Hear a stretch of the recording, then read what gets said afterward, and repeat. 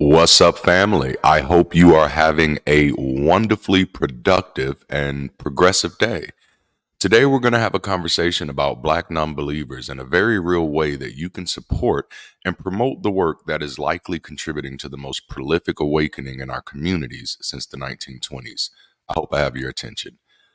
If you haven't already, wherever you're watching this video from, please make sure to like the video, subscribe to the channel, hit that alert notification bell, and make sure to check out the description for ways that you can get actively involved.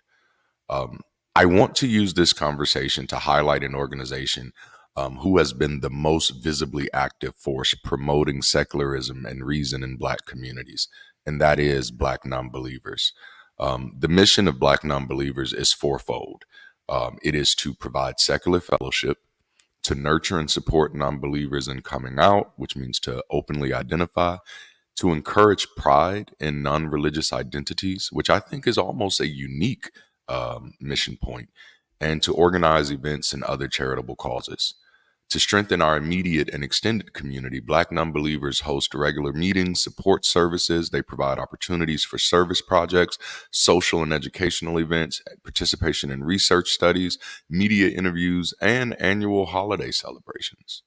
Of particular interest to this conversation is the work that BN has done to survey the landscape and provide invaluable insight on the increase of Black atheists, skeptics, freethinkers, etc. across the nation. I want to share with you from their own words what this experience is like. So, from the mouths of some Black nonbelievers who may even be next door to you. This is from a male from Puerto Rico. He says, there is not so much stigmatization in my community as there is a non recognition that we are among them. People speak ill of non believers not out of malice, but because we are perceived as mere abstractions. I can relate to that. Another person says, a male from Texas, my community is hardcore religious, so I have to hide my secular belief in any beliefs or thoughts or activities that don't align with what is described in the Bible. Having to watch what I say around my community limits my ability to speak freely, as I don't want to get caught out and exposed. A female from New Jersey says too many Black community spaces assume that Black people are Christian, and even ostensibly secular spaces will include prayers to Jesus or praise dancing, which feels exclusionary. I haven't been targeted personally in such spaces, but I do find that I am much more likely to hide my non-religiousness when talking to people in such spaces. You know, we're just a few in, and already you can see why the idea of secular fellowship and pride in non religious identities is incredibly critical to the Black community. Again, we're only three in, and what we're seeing here is a need to have to hide themselves. Now, one thing that the secular community has done a good job at by far and large is understanding the othering that we have put the LGBTQ community through. I think it's definitely time that we get some of that same insight into the Black community, because I can say for sure, for the 10 years that I lived that I lived as an atheist in the closet, I definitely relate to so much of what is here. And even more, it even increased my empathy towards other communities such as the LGBTQ plus community. Um, Here's another one from a female in Georgia, not too far from me. It's really hard for me to find open-minded people that are comfortable with me being non-religious. I have to pretend around many people that I'm religious when I'm not. I get really irritated thinking about it because it feels like I cannot truly be myself around people. I often wonder if I'm ever going to find someone that's just going to like me for me.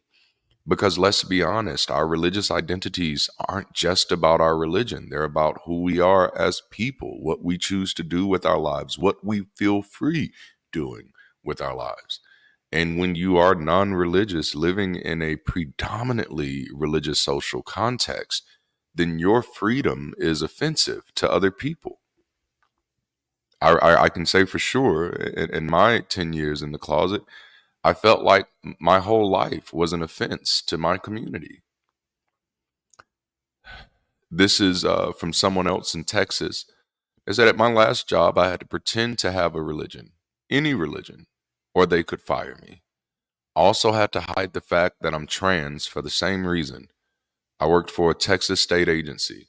It was a job that almost no one gets fired from, but I had to pretend to be religious and tolerate the constant proselytizing. And I've been there.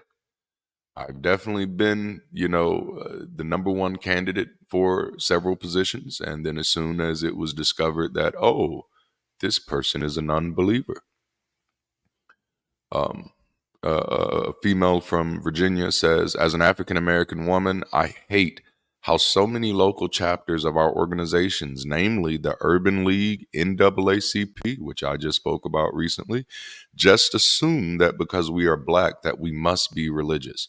Not only do many of the events take place at churches, but going to actual Sunday service was actually promoted as a membership engagement activity. On the one hand, I get it, but I wish there was more space for those who identify as non religious. This is one of the biggest reasons why I am very vocal and intentional about my partnership with Black non-believers. Another female in Virginia says, I also think there's a lot of animosity in the Black community toward anyone who is vocally non religious.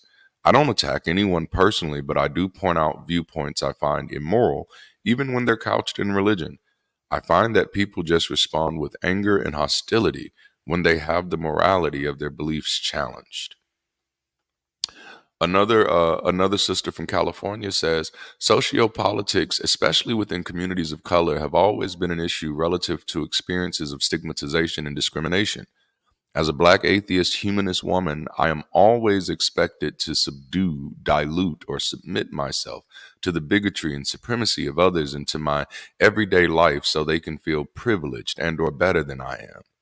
It does not help that governance in America is leaning more and more towards theocracy, regardless of party and branch, which also makes me feel that I do not have the same liberties and freedoms as many others. It is holistically unjust and unfair because atheists and non theists are human beings too. We deserve equal, equitable, just, and fair treatment as well as the same freedoms to be ourselves like everyone else. And ultimately, that is what this issue is. It's an issue of freedom. It's an issue of liberation. Another sister from North Carolina says, I think non-believer spaces would be more inviting to Black people who have doubts about religion if free-thinking humanist skeptic communities were more culturally inclusive and acknowledged how white supremacy influences these spaces. That's a big one, right? I experienced the same instances of discrimination and stigmatization that are common among atheists in America. As urgently, there is a serious undercurrent of misogyny, homophobia, transphobia, and scientific racism in many atheist and skeptic communities today, which don't necessarily take responsibility for policing themselves. This is dangerous and has become a tacit endorsement of this bigoted behavior and an endorsement of the alt-right. It sucks, and it is becoming untenable for marginalized populations to join mainstream atheist groups. And that is a brother from New York. Another brother from Texas says lack of Black representation in the atheist community causes some discrimination and misinformation. And that is another reason why Black nonbelievers is significantly important, is because they, as the most visible force promoting secularism in Black communities, they are that Black representation. And I don't just say that in some flowery way.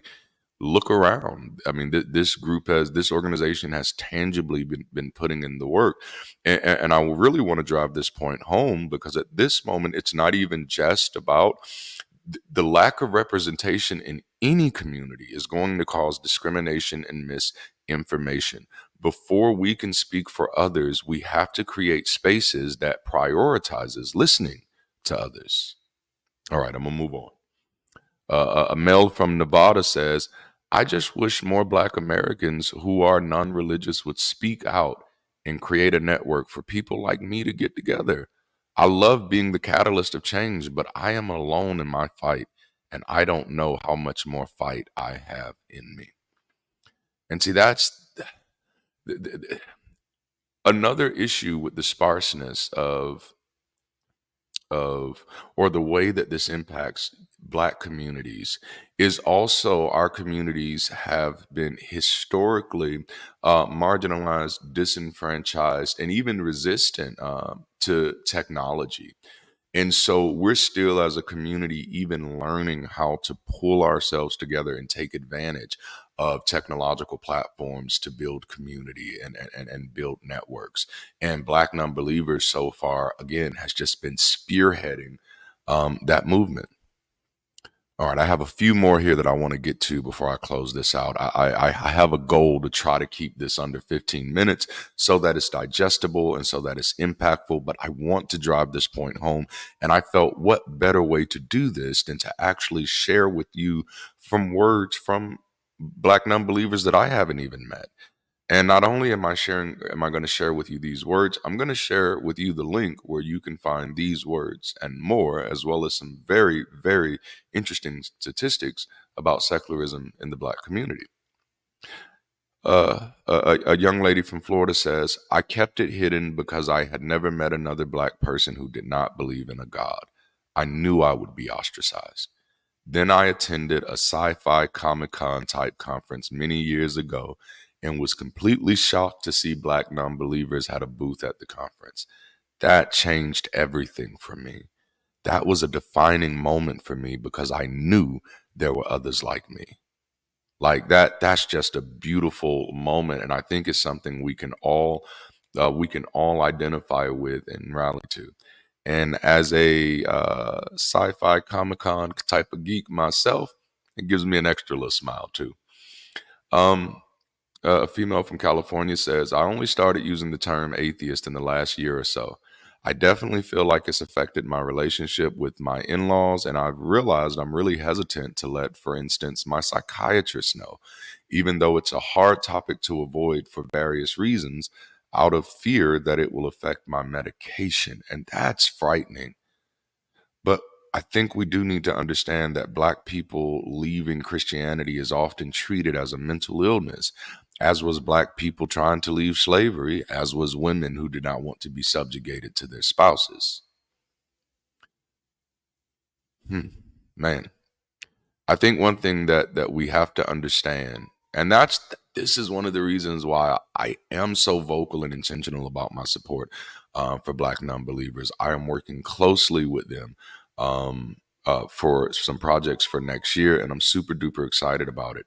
But what I want y'all to understand about Black nonbelievers in this country is that our nonbelief often cuts like a double-edged sword. We are not only ostracized by our families, friends, and communities, but we also still exist as cultural nomads in this country, being called upon for convenience, but often still left in discomfort.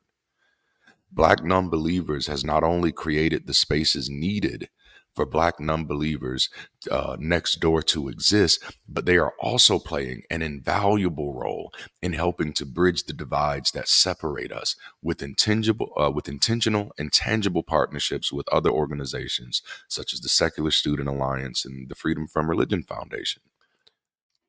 Black Nonbelievers is the foremost organization for Black atheists, agnostics, and humanists, and undertakes a variety of grassroots, in the field, hands on activities to support and uplift Black non theists. It was their visibility that empowered my vocality.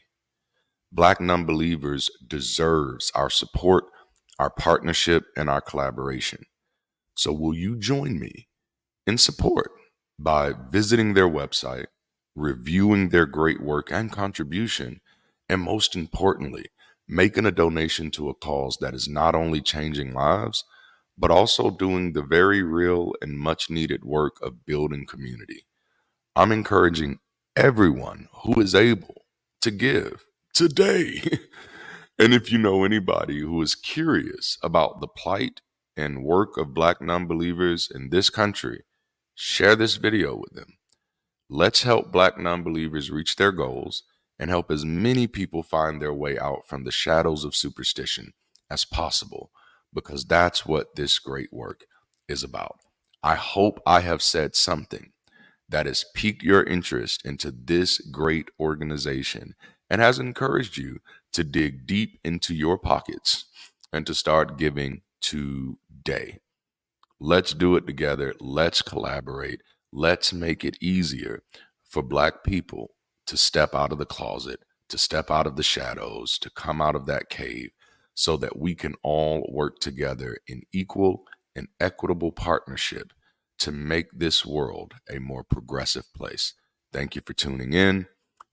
Please, wherever you're watching this video, make sure to like the video, subscribe to the channel, hit that alert notification bell, and make sure you check out the links in the description for more information on how to get involved and to make a difference. All right, I'll holler at y'all later. Until next time, keep rising, stay progressive, and if you can, stay beautiful. I'm out.